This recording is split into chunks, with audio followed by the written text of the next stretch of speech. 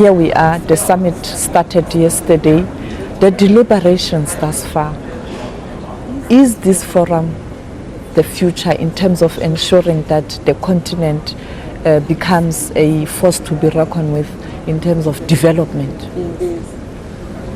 No, thank you very much. I think South Africa has done a good job hosting this summit for the first time in Africa. The content of the summit, but also just the content of the work we've been doing with China, does speak to a very good partnership.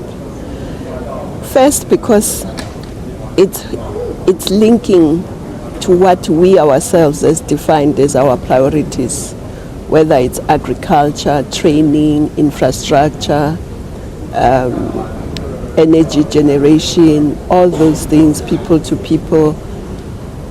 It's not taking us out of our development path, but it's enhancing our own development path. So I think it is a good partnership, and particularly because China also has resources, but also we have lessons to learn from their own development, how quickly they were able to lift more than 1 billion of people out of poverty. They say now they've got only about 70 million people who are still in poverty, which they are going to lift in the next 5 years out of poverty. So it's a good example for us to see that it's doable, because sometimes people just feel, oh, it's a pipe dream. It is doable. We can lift our people out of poverty if we do the right things. But secondly, there are also lessons to learn, because we know that in our industrialization, we have to do it slightly differently. We have to do it with a bigger mix of renewable clean energy, so that we don't end up with a lot of pollution and polluting the planet.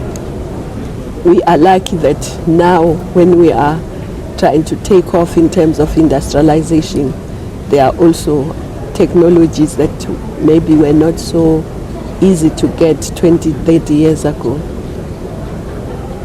Secondly,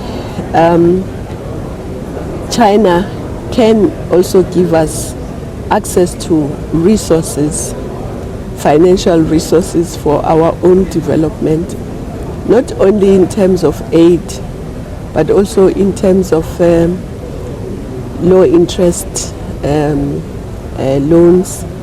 So I think it's a very good relationship. They also have to gain. China is going to be relocating billions worth of manufacturing to other parts of the world.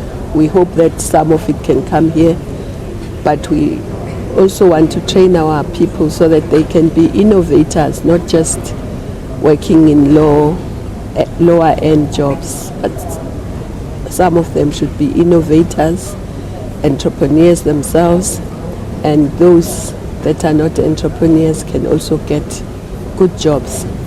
So training is very important at all levels, from the high level engineering down to vocational training in artisans in many areas. Energy generation I've mentioned, modernizing agriculture, because we're spending billions and billions of dollars importing food, but we have the biggest arable land that is not used.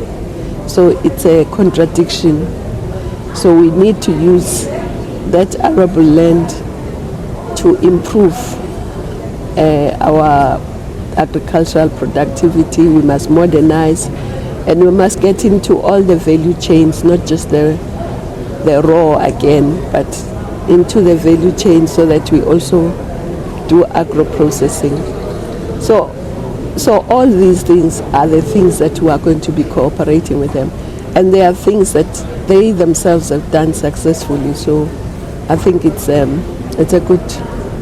There is a perception that China coming to the continent, it's another form of colonization. In other words, we are likely to find ourselves in a similar position where we had our colonizers coming to the continent and not really doing much to help the people of the continent. How do we ensure that that perception is not a reality, but we address the perception? That's why it's so important to know what you want. And we have Agenda 2063, which we have defined ourselves as our development path. So anyone who comes to partner us has to partner us in terms of implementation of Agenda 2063. If you don't know what you want, people will come and they will know what they want. But if you know what you want, then you can negotiate and you can come to an agreement about what needs to be done. Secondly, well, China is not going to start colonizing Africa now. We are not in a position to be colonized.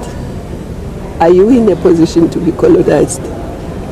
I don't think we are. And I don't think we'll allow it.